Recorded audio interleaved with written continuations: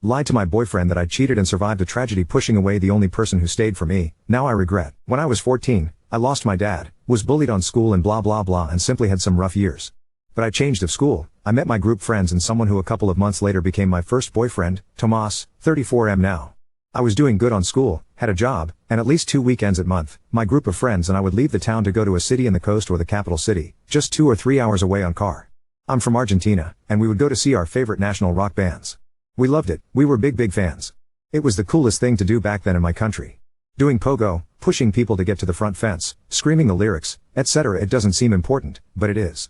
Basically, when I was 16, my friend group and I head to the capital to go see one of our favorite bands, Callejeros, at a place called Cromanon. I'm not gonna explain what happened, just gonna say that the biggest tragedy of rock happened that night. Lots of victims and lots of people that ended up hurt. I ended up hurt, I still have a big scar on my thigh. 2 of my closest friends passed away that night. It was a big mess. I can never explain what I felt. I remember I started to go out every weekend, I would get drunk up my ass. I avoided talking about it at all. I would leave the room when someone even spoke about it, I kept pretending that everything was fine. That I was fine. In case you're wondering, getting alcohol in Latino America being a minor is not hard, much less in a small town. Plus, I'm from a town where, for some reason we also go out on Thursdays, and in Latino America, we usually leave clubs and parties around 6 a.m. on Fridays. I would show up drunk at school. But that was common, so no one realized. Tomas was there, supporting me through everything.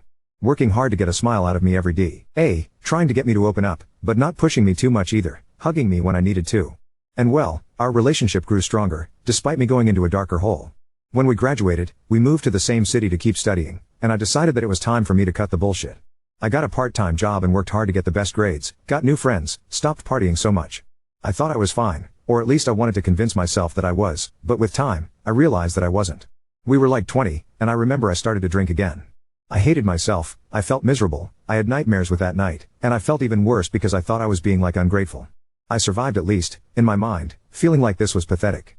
Mental health, well, we didn't speak much about it then. It was a taboo to go to therapy. During this time, I started to treat Tomas bad. I was mistreating. No, I never hit him or anything like that, but I would often yell at him or call him names when he was just trying to help. I kept pushing him away. I realized he deserved better than me. Tomas was always an angel, of course he did. It did not make sense to me why he was still supporting me. When he found me passed out after so much drinking on the floor, he would take me to the bathroom, bath me, dress me and put me on bed, cook me, clean my apartment. It only made me felt worse. I had a great man, and I was treating him like shit. He simply deserved better than me. I tried to tell him that we needed to break up, but he refused. Tomas refused and told me he would stick next to me no matter what. But I only got worse, and I felt like I was going to drag him with me, and I couldn't stand the idea of seeing him with me. So after thinking it, I made a choice. I did the only thing I knew he wouldn't forgive. Well, I told him I did it. I told him I cheated on him with a guy from my work. A friend he was jealous of. He was upset, confused, angry, sad, and felt betrayed, of course. It was heartbreaking to see him like that, but I knew it was necessary.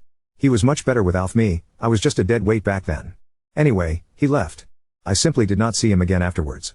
I didn't call him either, didn't search for him even though I wanted to. After I graduated, I got a full-time job, and I got tired of feeling miserable. My mom got me in contact with survivors. I'm going to clarify, many survivors had killed themselves or tried to. Most of us ended up with serious mental health issues as you can see, and they ended up convincing me to start therapy. I stopped drinking for good, and well, it was all really hard. Finally stop avoiding reality and facing my problems, accepting that I needed help.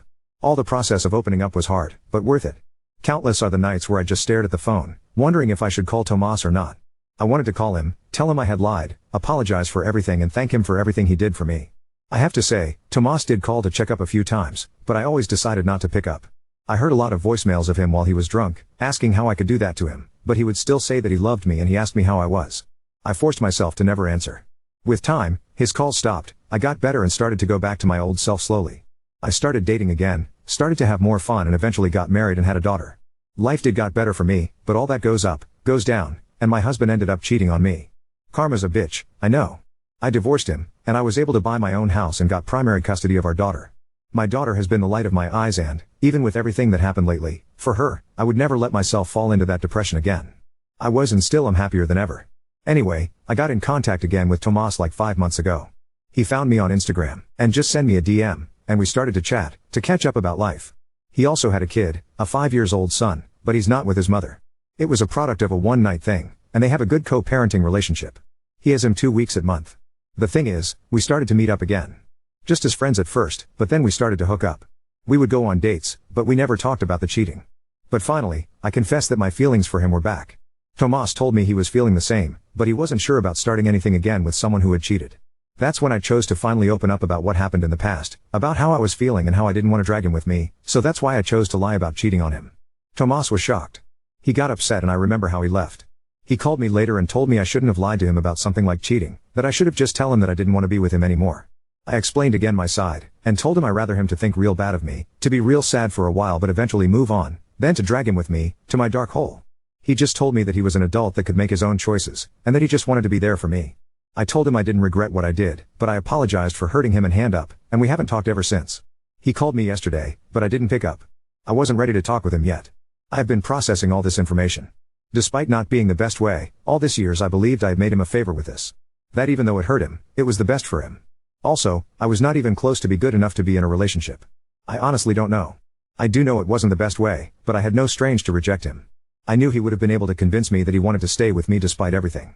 Update 1. Everything I wrote about Oman on tragedy, I only wrote it for context. It was over 19 years ago. I only wrote it to explain the place where I was, how my mind worked and how I was feeling.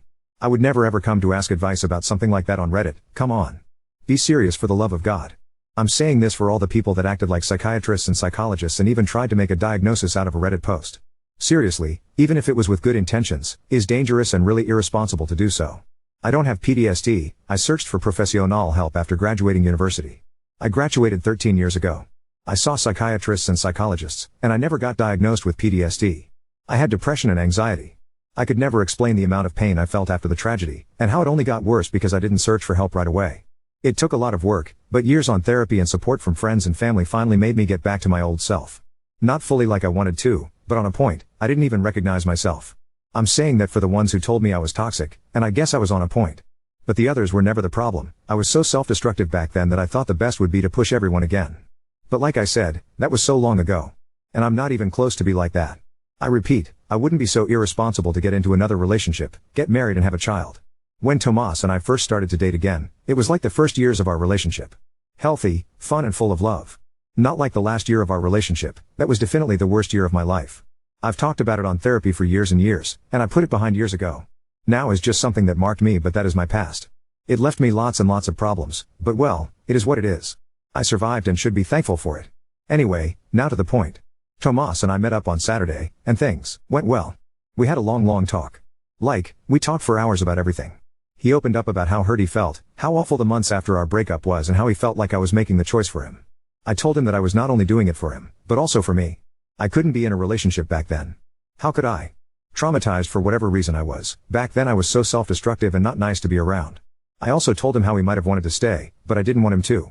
I reminded him that I tried to break up with him many times, and he simply wouldn't listen to my reasons and apologized for it, but he also explained how he loved me more than anything and couldn't leave in that situation. And how even after he thought I had cheated, he was scared about me trying to kill myself. Every time there was a news about one of the survivors of Cromanon that had killed themselves, he would freak out thinking it was me. I told him I loved him so much back then and now, but at least for me, it was not healthy to maintain a relationship, it was toxic and it wouldn't have helped any of us at all. We apologized to each other, and I clarified that I want to leave all of this behind and to just be us, to finally put this in the past. He agreed. We cried, but it was tears of happiness.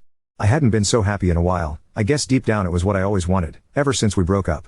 To be okay again and to be like we used to. I guess that I never stopped loving him, and he never stopped loving me. I always wonder where he was or if he was okay, wonder what would have happened if things had been different.